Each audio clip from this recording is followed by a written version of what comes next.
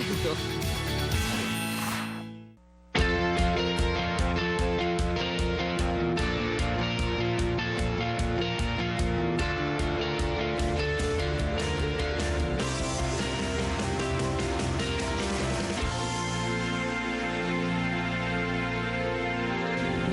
Y bienvenidos, gracias por estar en este programa y gracias a nuestros dos invitados que están aquí en nuestro estudio de CNN en la Ciudad de México. Fritz Thompson, gracias Fritz por estar aquí. Gracias a ti, bienvenido. Carmen. Silvia Cherem, colega periodista, escritora y editora, gracias por estar aquí en el programa. Silvia, bienvenida. Gracias, Carmen. Bueno, pues nos convoca este programa un libro que está circulando y tu propia existencia, Fritz, tu propia experiencia, lo que te ha sucedido, lo que te has dedicado a contar a lo largo de estos años. Eres autor del libro Sucedió en un instante, de esta editorial Calida Editores, que dirige Silvia y que nos habla de lo que sucedió con alguien como tú, con una vida en curso, con una vida con una perspectiva muy importante y de pronto algo que te quiebra la existencia y que es una historia que cuentas.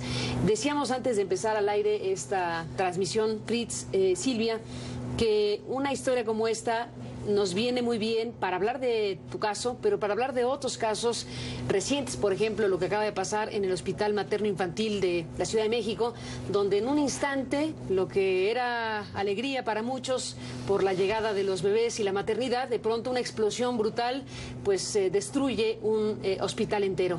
¿A ti te ocurrió algo así en un instante? Y esa es la reflexión que compartes. Pues bueno, muchísimas gracias por el espacio. Te platico mi historia que se puede parecer mucho a la del hospital que mencionas, ¿no? Un día común y corriente, un día trabajo, un día tan normal como tantos otros y de repente un accidente que provoca que una vía colapse, ¿no?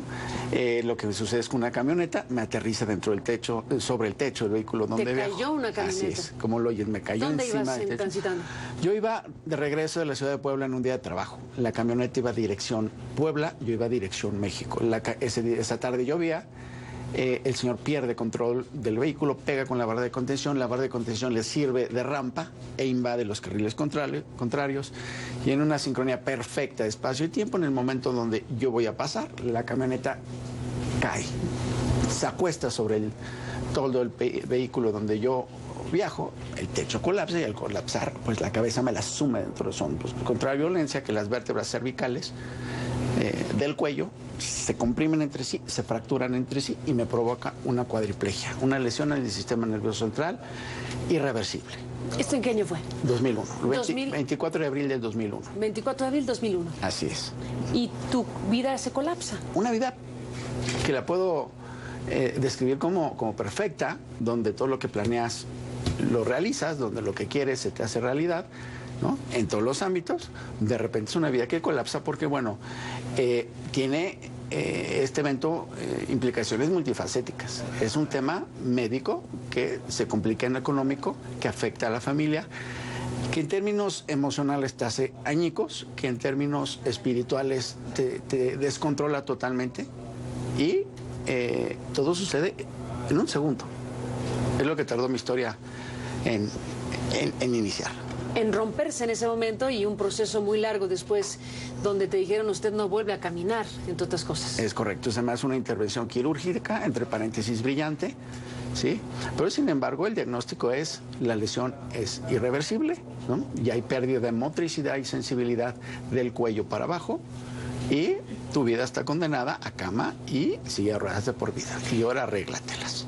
Y debo decir que llegaste a este estudio de CNN caminando. Sí, es correcto. Caminando. Digo, no solo... Quiere decir que aquello no lo permitiste.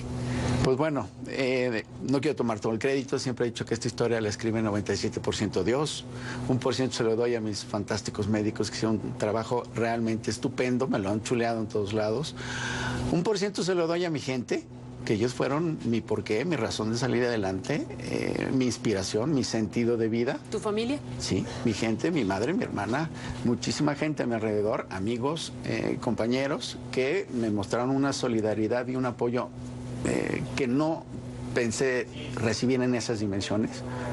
Y yo me quedo con el último por ciento porque creo que tomé las decisiones correctas, me hice responsable de mi vida, de mi felicidad decidí echar para adelante, hacer una lucha que en su momento parecía insensata, pero que sin que yo ni siquiera los doctores que me operaron iba a tener un desenlace como el que pues vemos hoy.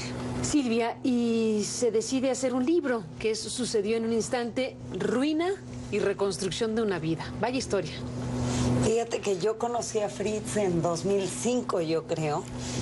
Fui a una conferencia en el IPADE, yo iba acompañando a mi esposo, iba, lo confieso, con un poco de flojera de que iba a una conferencia y no sabía a qué iba. Y resulté totalmente conmovida con la historia de Fritz, dejó boquiabierto al auditorio, como tú dices, sobre todo el hecho de verlo caminando, de verlo de pie, y la historia de lucha, de entereza. Él dice que un 1% es él. Efectivamente hubo mucha suerte en su camino, lo atendieron a tiempo, pero quien dirigió el rescate fue él mismo. Quien le llamó a los médicos que tenía que llamarles fue él mismo. Quien se opuso a la cuadriplegia fue él. Él fue el que le dijo a los doctores, no los voy a escuchar. Si tengo que ejercitarme y si tengo que encontrar el camino, lo voy a encontrar. Y los mismos médicos que lo operaron no entienden qué pasa. Cuando a alguien lo determinan cuadripléjico, se queda cuadripléjico. Pero él se opuso, no quiso escuchar. Entonces creo que hay una lección enorme. Tú imagínate, de un día para otro, quedarte sin la capacidad de moverte, sin la capacidad de abrazar, sin la capacidad de siquiera poderte secar una lágrima, rascarte si tienes comezón en la cara, y sin embargo ir oponiéndose a ello, buscar el camino. Gran parte de su rehabilitación fue primero en Miami, luego en Cuba, y en Cuba donde no había recursos para nada, pero sí mucha voluntad por sacarlo adelante. Él se ejercitaba y se ejercitaba, así le decían que tenía que hacer 100 abdominales en un día, él hacía 1000. Se paraba de madrugada, intentaba, rompió y desafió todo para estar hoy caminando. Entonces creo que hay una lección muy importante de vida, y esa fue la intención cuando íbamos a escribir el libro. Nos llevó mucho tiempo, porque en un principio yo hice una pregunta en aquella conferencia, una pregunta que creo que resultó muy importante y que de alguna manera nos ligó. Y él hablaba como esas gentes que tienen pues la sabiduría para dar grandes lecciones de vida. Y cuando uno es padre y lo está oyendo, dices, bueno, realmente tiene uno la capacidad para enseñar a los hijos estas lecciones. Y entonces a mí se me ocurrió levantar la mano y decirle, oye Fritz, te veo caminando, te veo todo esto, quiero saber si tú eres papá, si todo eso que enseñas realmente se lo has enseñado a un hijo, que es la gran lección en la vida, ¿no? Y creo que se te rodaron un par de lágrimas y dijiste, nunca lo he confesado abiertamente, nunca nadie me había hecho esta pregunta en una conferencia. Voy a ser papá en un par de meses y al fin voy a poder probarme en el camino. Y de ahí empezamos a vernos él y yo, y me decía, quiero que el niño nazca el día de mi accidente. Y yo le decía, es una locura lo que estás pidiéndole a la vida. Deja que ese niño tenga una historia propia, no la tuya. Afortunadamente tu hijo Stefan nació 10 días antes. 10 días antes, el 14 Pero casi de abril. lo logras, Así qué es. cosa. No, lo que sucede es que se nos había pronosticado que nacería el 24 de abril, el aniversario del accidente. Sin embargo, la coincidencia en su momento pues me causó... Te estremeció, sí, ¿no? una sensación muy fuerte, ¿no? Pero bueno, no se dieron las cosas y... sin embargo, la historia no deja de impactar y me convertí en conferencista por coincidencia, ¿no? Llegó gente y me dijo, tú tienes que contar tu historia. Y me dieron la oportunidad y la conté con la sorpresa de que gustó mucho, de que impactó mucho, porque es una historia sui generis. Es una historia donde el desenlace que se da no se debió de haber dado en ninguna circunstancia. Es contra todo pronóstico, ¿sí? Y entonces... sí, en la ley de probabilidades era prácticamente imposible que sucediera lo que te sucedió. Tal cual. Y menos en un grado de recuperación como el que gozo. Y ahí descubrí una de mis grandes pasiones, que es tocar la vida de los seres humanos, ¿sí? Y si Dios me ha dado el privilegio de tener una historia fuerte, una historia que mueve conciencias, pues bueno, encantado de compartirla por medio de mis conferencias, por medio ahora de un libro que gracias al apoyo de Silvia lo tratamos de hacer de la manera más clara para el público de cómo se dieron las cosas y de lo que aprendí en esos años. Cuéntanos de eso, Fritz. Después de la pausa regresamos, Silvia, en un momento más.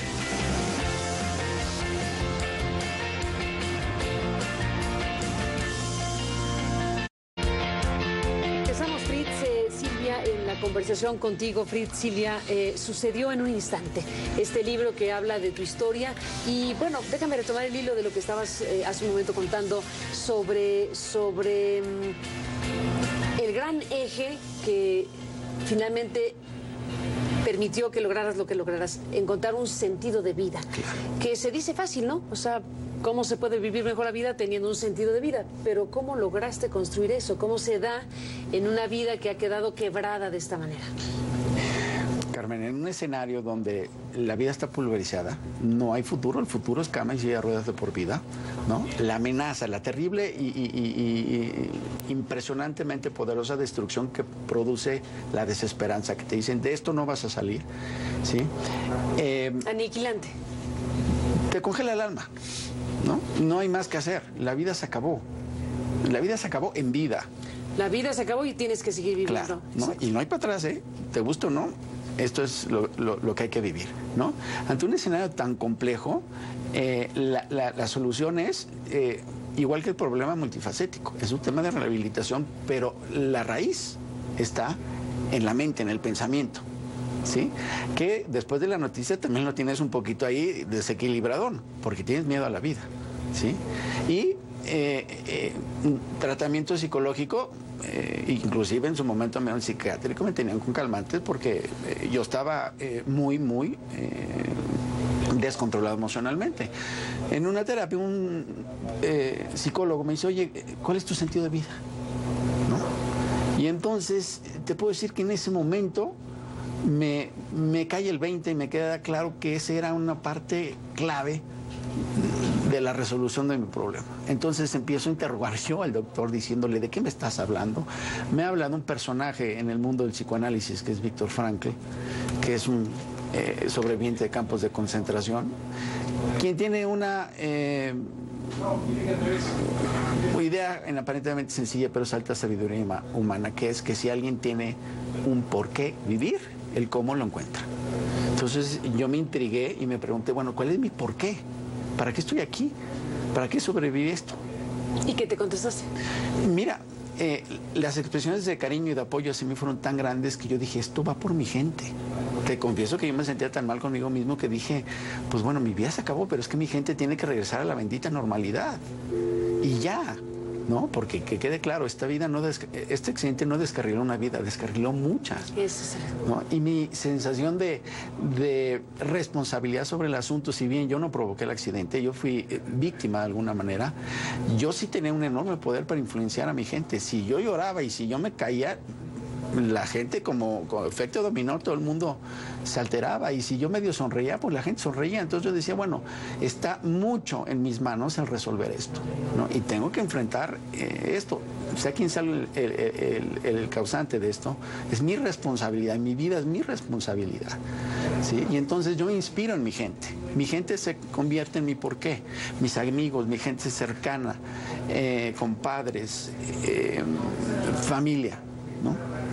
Y en el momento en que encuentro ese porqué, sumado a un esfuerzo muy largo, fueron 3 años de rehabilitación, más un esfuerzo muy grande de mi parte, te puedo decir que me volví un obsesionado de la terapia, no había nadie que me cansara. 3 años y la bendición de Dios dan como resultado una historia con final feliz. Tú tienes, Fritz, una identidad combinada alemana-mexicana. Es correcto. Eres bicultural, digámoslo así. ¿Qué tanto de lo mexicano, qué tanto de lo alemán empujó todo esto? Pues mira, te puedo decir que una de las características de la educación que mi mamá nos dio, mi mamá tiene orígenes alemanes, es el orden, la disciplina, el trazarte una meta, echarle ganas, y eso ha sido algo que me ha marcado desde chiquito. Y pareciera que mi mamá de alguna manera sabía lo que yo iba a vivir porque el orden, la disciplina y el esfuerzo, ¿sí?, fueron parte básicas de nuestra educación. Y entonces cuando la vida me demandó que yo perseverara, me salió natural, era parte de mi personalidad. ¿sí? Eso por un lado. Y también te puedo decir que del lado mexicano, el tema de la fe fue básico, ¿sí? Debo de comentar que en su momento ante la noticia se te acaba el mundo y tu relación con Dios se viene abajo, ¿sí? Pero en su momento, cuando yo empiezo a recapacitar los hechos y empiezo a decir, oye, creo que lejos de quejarte debieras de agradecer a la vida por estar vivo, porque el camionetazo tuvo suficiente violencia como para llevarse mi vida. Entonces, a ver, como que cállate, deja de quejarte y ponte a echarle ganas. Tienes la vida en tus manos. Un punto de partida ya positivo, ¿no?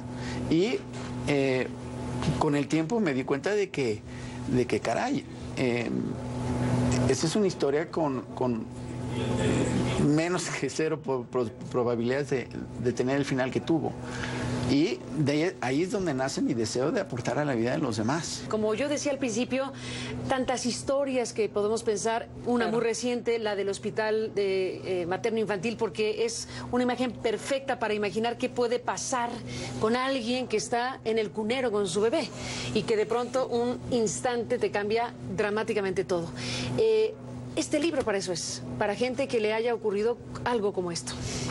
Yo creo que es para gente como esa, pero es para cualquiera. Para cualquiera. Finalmente, ¿cuántas veces nos quejamos y nos quejamos de cosas que nos pasan y no tienen el más mínimo sentido en nuestra existencia? ¿Te das cuenta que cuando verdaderamente a alguien se le corta de tajo el camino, mañana no existe? No existe, ¿por qué? Porque de hoy en adelante vas a ser absolutamente dependiente.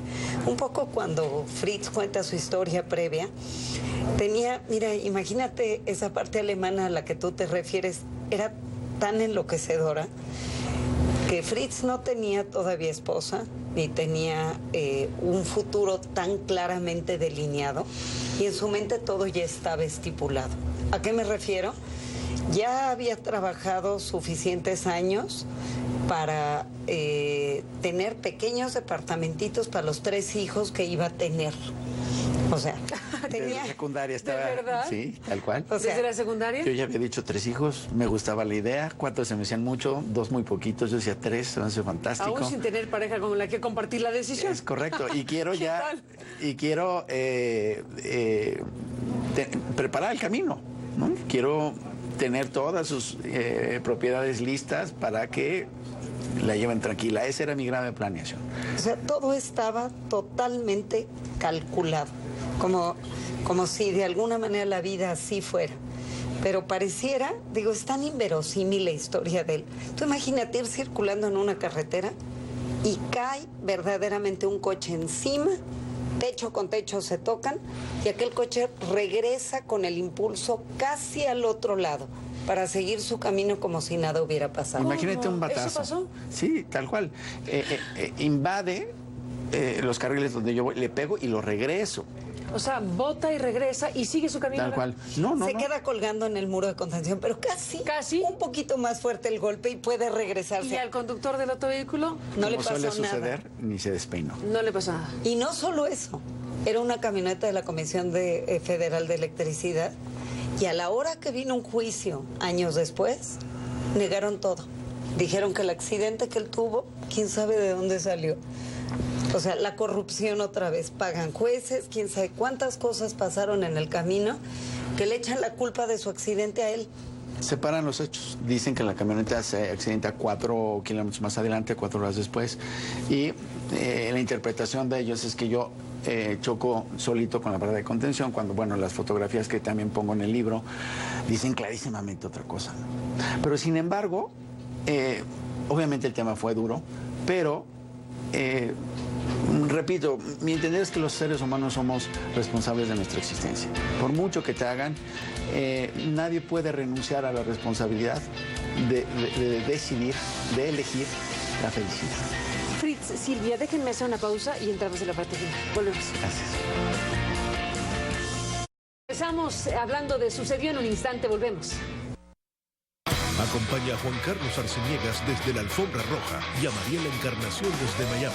en la noche más importante del mundo de la música, la entrega de los premios Grammy, una noche de estrellas en Showbiz, el domingo en el próximo Realidades en Contexto.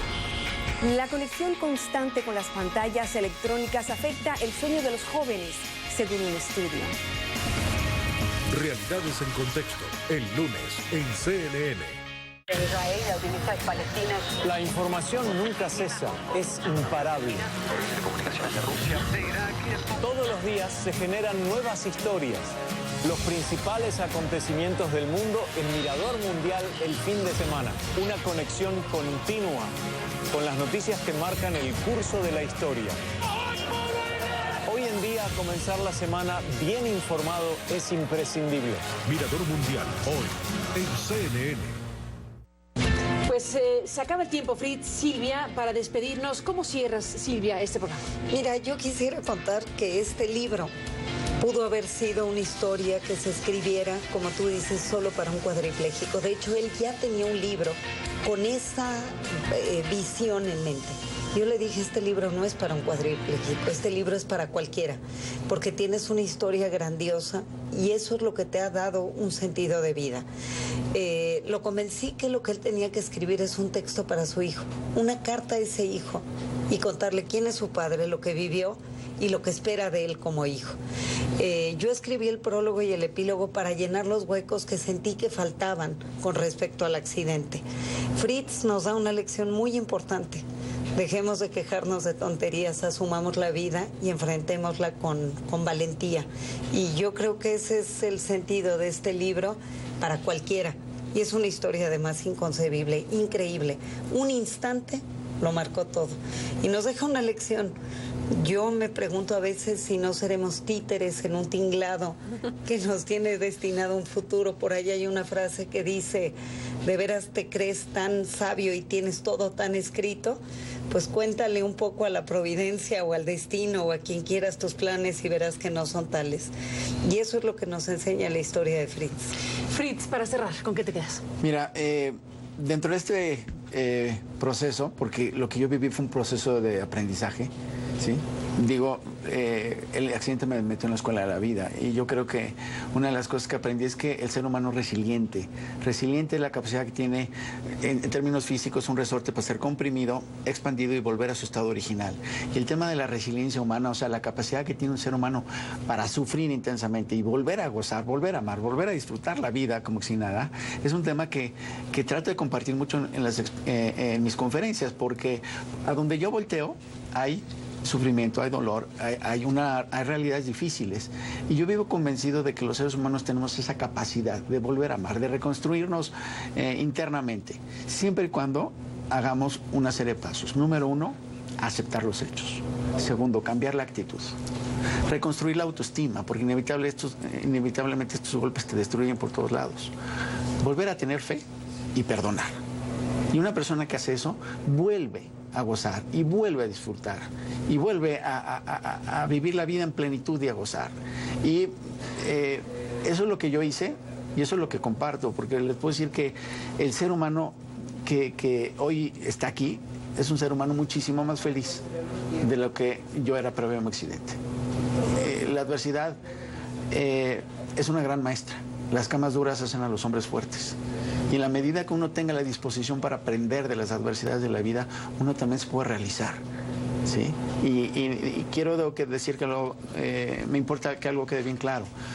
No me tomo mérito en el caminar. Repito, para mí eso es una decisión de Dios. Pero sí me tomo mérito en recobrar mi felicidad. Muy independientemente de los hechos de que suceden.